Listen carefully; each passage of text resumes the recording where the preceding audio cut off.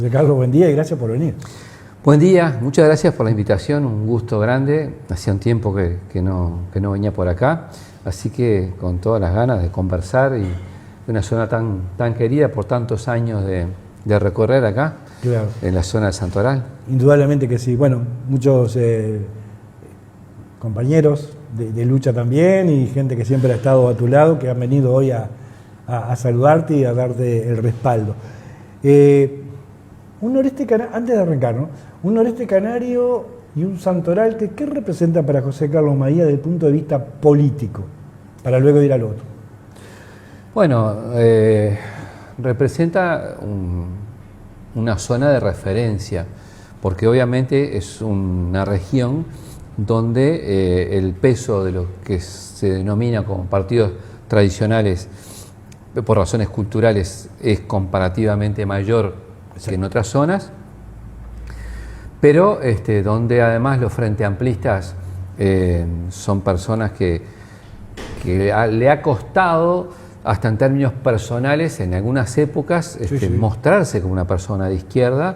Mi mayor reconocimiento es eso. Claro. En caso concreto, acá tenemos a Marino Colman, que hoy no está entre nosotros físicamente, pero que nos acompaña espiritualmente, y que él, desde el campo, de las zonas rurales, luchó tantísimo y tantísimo para, de alguna manera, bueno, poder llevar las ideas de la izquierda y su convencimiento de que era el cambio, ¿no? Claro, es decir... Por nombrar a uno, así. Sí, para poner, es un caso... emblemático casi. Emblemático. Mario Díaz, claro, también, por ejemplo. Por es decir, son compañeros de años. Por ejemplo, en la zona de Montes Martínez, José Carlos Martínez. Paréntesis, sí. Cuando recién arrancaba yo en el canal, en el año 2011, que era mi primera incursión acá en el canal, yo venía de radio y eso, nos recibió en su casa. Carlos Martínez. Juan Carlos Martínez, yo dije José Carlos, que hoy el comité de base lleva su nombre, Juan Carlos Martínez. Necesitamos material y yo no estaba muy imbuido. Fuimos a la casa, nos atendió él y la señora, hicimos un programón de allá, con esa vivencia que él tenía, con esa forma de hablar, tranquilo, pausado, pero siempre generando esa impronta. Así que lo recuerdo con mucho cariño. Yo lo tengo además muy claro porque trabajaba todos los temas culturales. En la época en la que ser frente amplista era aún más complejo que lo que soy. Entonces, son personas que abrieron camino. Digamos, sé lo que significa. Acá yo he trabajado muchos años con ellos en la zona, con Roberto Sarabia, que me acompaña, con Eber Figueiredo, que nos vino a acompañar y a saludar, Norma, que está en Griego, que hoy la recordaba también con el área rural, también ha significado intensa, Norma intensa y laburadora. Sí. Es decir, compañeras y compañeros que en distintas regiones y épocas aportan sus propias características en una construcción que, bueno, que ahora el Frente lo que tiene que promover mucho es el recambio generacional. ¿Por qué? Porque el país lo necesita, la izquierda lo necesita. En términos generales, el Frente Amplio tuvo, digamos, generaciones exitosas, pongamos por caso las fundacionales, Sereñi, Semar Michelini, Terra, Arismendi, Cardoso. Algunos de ellos sobrevivieron la dictadura y tomaron los primeros años. Una segunda generación que podamos ubicarlos con Tabaré Vázquez, José Mujica, Danilo Astori, Mariano Arana. Exacto. Y ahora tiene que haber una tercera generación que, bueno, tiene que hacerse cargo de esta etapa y abrir a otras. Porque, bueno, si bien algunos frente amplistas tienen añoranza de lo que era el Frente Amplio hace 40 años, por decir algo, los tiempos han cambiado. Los tiempos cambiaron y el Frente Amplio es más grande. O sea, el Frente Amplio cuando salió de la dictadura era el 20% del electorado. Acá era un lugar donde el Partido Colorado ganaba caminando, Canelones. Y bueno, hoy el Partido Colorado es bastante menor, es el tercer partido lejos del primero y segundo. El Frente Amplio ha logrado en el Canelones más de un 50% de la votación, tiene una cantidad de elecciones departamentales ganadas y, bueno, ni más ni menos que el presidente de la República proviene de este departamento. Algunos de nosotros ocupamos lugares de gobierno, somos de este departamento, o sea, como que se está generando un espacio que el deber nuestro es, por lo menos yo lo siento en esos términos, de ayudar a que abrir camino y que, bueno, esta generación y las que vienen en el frente, bueno, generen espacios. Veremos qué pasa, el tiempo lo dirá. No, el tiempo lo va a decir. Exacto. Muy buen análisis, la verdad, concreto y conciso y tajante, lo que acabas de decir, sinceramente, y recorriste la historia del Frente Amplio. Bueno, vamos a lo nuestro. Ministro, ¿qué está haciendo acá en la zona?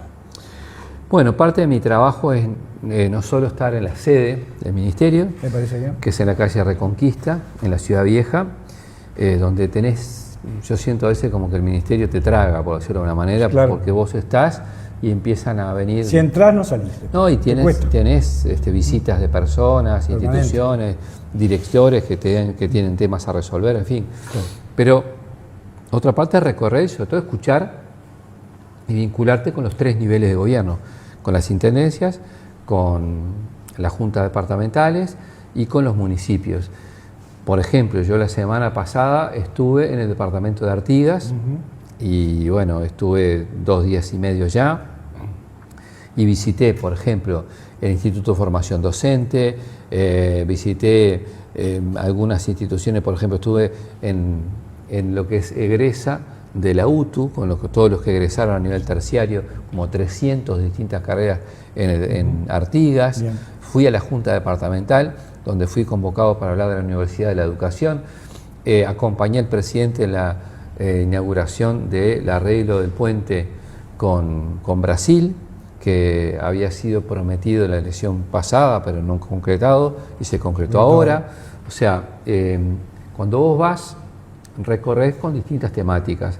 Y el Ministerio de Educación y Cultura tiene 15 direcciones que van, por ejemplo, desde educación, y ahí estamos hablando de educación en primera infancia, estamos hablando de los CECAP, que son centros de estudio que abordan a adolescentes y jóvenes que, entre comillas, se caen de secundaria de UTU, claro, y se le dan talleres y se enganchan con los estudios.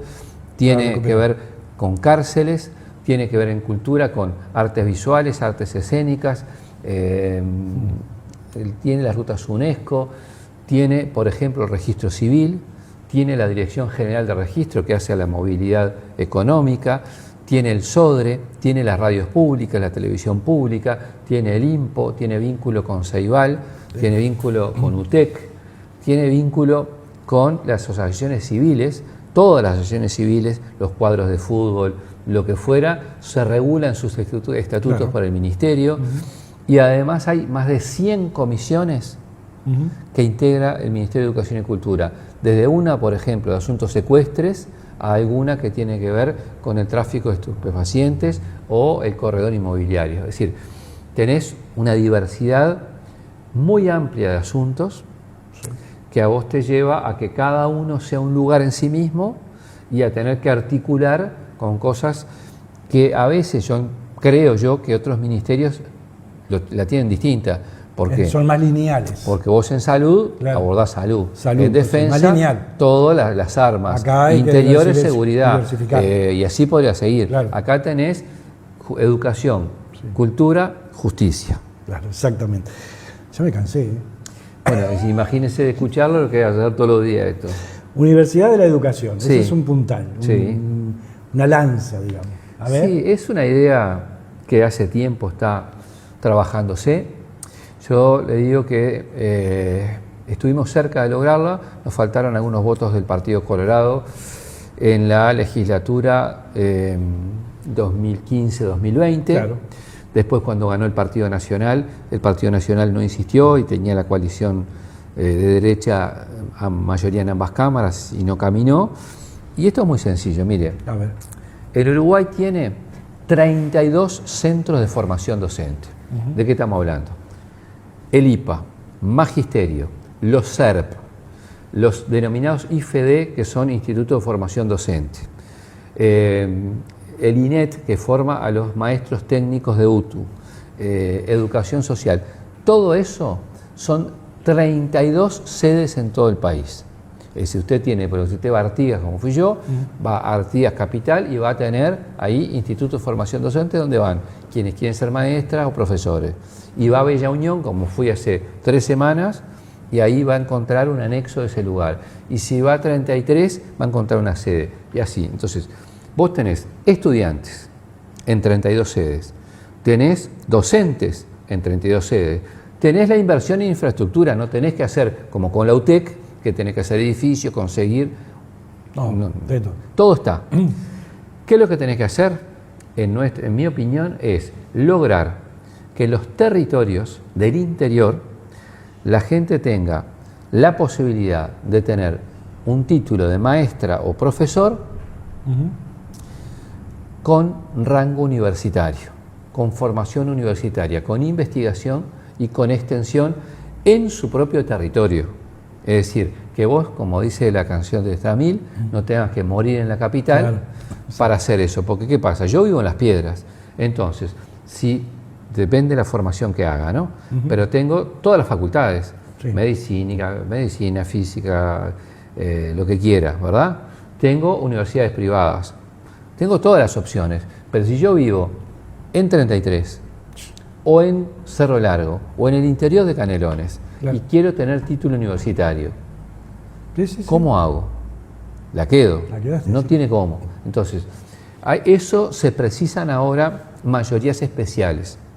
Esto es, para que haya una universidad de la educación, que te den título universitario con formación universitaria en el lugar, para que eso te permita trabajar en un sistema universitario público, con la UTEC, con la Universidad de la República, y poder hacer una revalidación y una iniciación con otras universidades del exterior, con ida y vuelta más fluido, tenés que crearla, pero para crearla tenés que crear un ente autónomo. Para crear un ente autónomo, la Constitución te exige 2/3 de ambas cámaras. 2/3 de ambas cámaras no tiene el Frente Amplio y no lo tiene ningún partido ni lo va a tener nunca. Entonces eso precisa un acuerdo nacional muy fuerte. Cuestión de Estado. Una cuestión de Estado.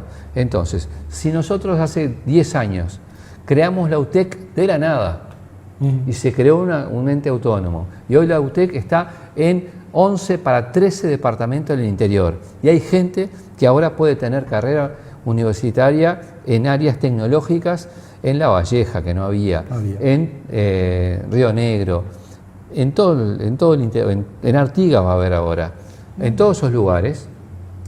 Si ya tenemos toda la infraestructura de formación docente en todo el Uruguay, ¿por qué no hacemos que eso tenga una formación distinta en investigación y que tenga título universitario docente con formación académica para ser universitario? ¿Y cómo lo ves? Y bueno, yo, por lo que escuché, cuando presenté el proyecto de ley en marzo en el Senado, el punto de discrepancia que manifestaron representantes del Partido Nacional y del Partido Colorado, por ejemplo, Graciela Bianchi del Partido Nacional o Robert Silva del Partido Colorado, estaba Bordaberry también en sala, es que tienen voluntad de ir hacia ese camino y tienen discrepancia en la gobernanza. Y ahí quiero ser muy preciso. El Frente Amplio, yo presenté en nombre del Poder Ejecutivo un proyecto que la gobernanza, es decir, la conducción de la Universidad de la Educación es autónoma y cogobernada como la Universidad de la República.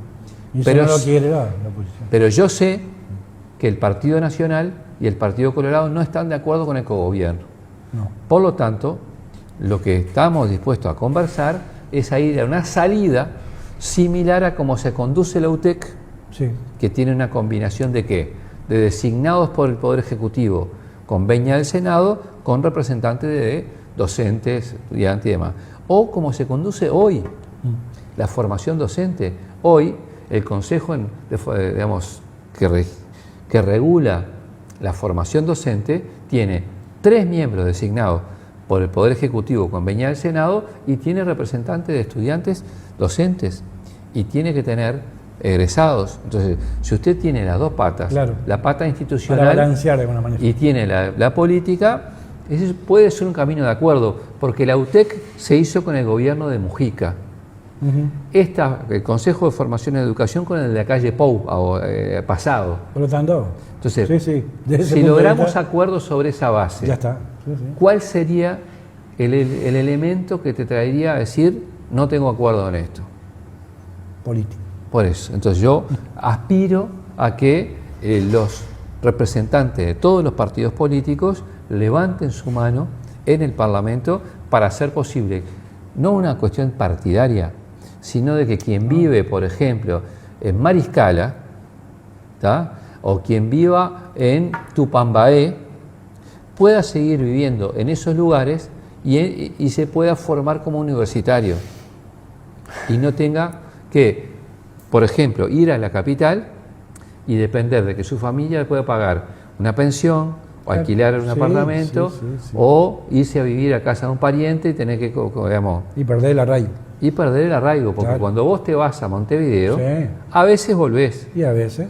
Pero la historia demográfica del Uruguay dice que no. Demuestra que somos casi 2 millones y algo en el área metropolitana y el interior se va vaciando. Se va vaciando, claro. Entonces, ¿qué quiere que le diga? Bueno, yo espero que puedas llevar adelante, ojalá salga. Eso ya no depende del Poder Ejecutivo. Esa, digamos, la pelota está en la cancha del Senado ahora. Ya, se verá qué pasa. ¿El presupuesto de la educación cómo lo ves?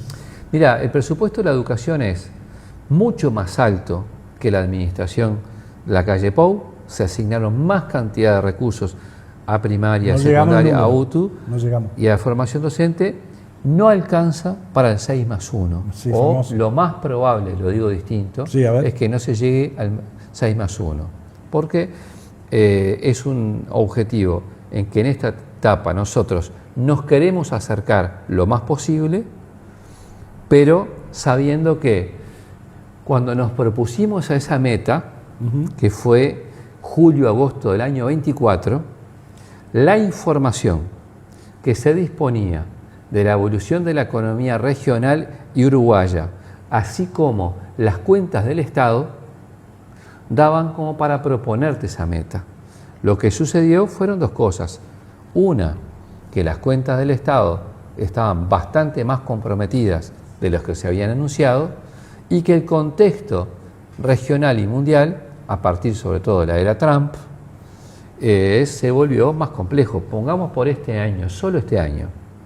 El 2 de enero se llevan a Maduro para Estados Unidos. Atrás de eso es un cambio de gobierno, no, el gobierno es el mismo, que petróleo. Lógico. La cosa por su nombre, ¿verdad? Sí. Bueno, a los 2 meses, ¿qué pasa? Guerra en Irán. Hasta hoy estamos ahí. Estrecho de Hormuz. Ya venía de antes, toda la parte de Ucrania y Rusia. Y todo eso pega. Todo eso cambia y desestabiliza el sistema general de comercio internacional. Pega las regiones, pega los países y eso pasa que, digamos, no es que sea neutro, uno lo describe y no pasa nada y le pasó allá y no tiene... Eso tiene repercusión directa. Pero además, la pregunta era imaginable en cualquier momento del año 24, incluso el 25, que Estados Unidos en una operación militar se metiera en Venezuela, se llevara a Maduro para Estados Unidos? No lo tenía nadie. Era imposible imaginar ese escenario. Depende de cómo se levante Trump. Bueno, ese es un problema, ¿no? Pero bueno, es el presidente de la potencia mayor del mundo. Y se creen todo, ¿Qué quiere que le diga? Tengo cortita porque ya estamos pasados de tiempo. Dele. Por ejemplo, contesto corto. Aumento de becas estudiantiles. Eso fue fundamental. Nosotros nos comprometimos el 2 de marzo con el presidente a alcanzar como techo en el periodo 70.000. Y nos comprometimos... Ustedes se juegan en los números también, son menos riesgosos. Es riesgoso y es riesgoso. No se puede cambiar eso, en vez de decir... Poder que sí, pero bueno... El máximo posible. El máximo, sí, claro. Es una manera. Yo en algún caso lo haría así. Porque a veces queda preso de tus palabras. Yo prefiero a veces anunciar menos y hacer más. Me parece bien. Esa me parece que Estoy de acuerdo. es la fórmula. Pero en este caso concreto le digo, se te da a mí. Chau. Nosotros quedamos en hacer en este primer año 21.000. El 30 de junio van 20.968. Vamos bien. ¿Qué quiere que le diga? La meta era el 31 de diciembre. Entonces, ¿qué significa eso? Muy concreto, que vos tenés para estudiantes con contexto económico complejo una herramienta que le permite terminar el curso. ¿Cómo se aplica? Porque a veces está el discurso de tiran plata.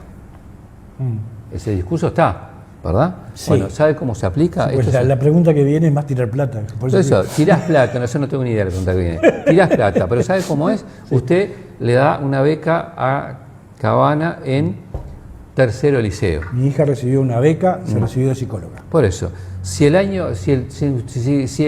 cuarto año... Viven en Palme la 8 y la 9, y tomaba el ómnibus todos los días a las 6 de la mañana. Y volvía a las 10 de la noche. Hoy es psicóloga. Por eso, si su hija, usted pasaba de año, la beca se continuaba y aumentaba. Claro. Y en esto es así. No es que vos le tirás plata a la marchanta, es plata bien invertida. Claro, tenés que rendir. Va rendimiento. Va a que tú te comprometas, hay un seguimiento. No es ese discurso facilón, vienen, regalan plata y no sé qué. La que viene, mira qué linda es. A ver. La asistencia escolar y el ausentismo. ¿Cómo se complementa y qué hacemos? Bueno. ¿Cómo lo unimos, no lo unimos, lo ponemos por separado? ¿Qué es lo que decimos? Son dos cosas. Primero, trabajar mucho para que hacer conciencia en estudiantes y en familias que yo no digo que sea la única. No. Pero entiendo que sea la mayor oportunidad que cualquiera de nosotros tiene a esta altura del siglo XXI, 2026, de poder mejorar su calidad de vida y el acceso al trabajo. Exacto. Yo no tengo garantía, si estudio, de conocer o tener el mejor trabajo del mundo. No, porque los cambios son permanentes. Sí tengo claro que el estudio me da mejores condiciones para poder acceder. De ahí y entonces, ¿qué hicimos con eso? Bueno, había un promedio muy alto de inasistencias durante el año 23, que es la última medición que yo tengo actualizada. Bien.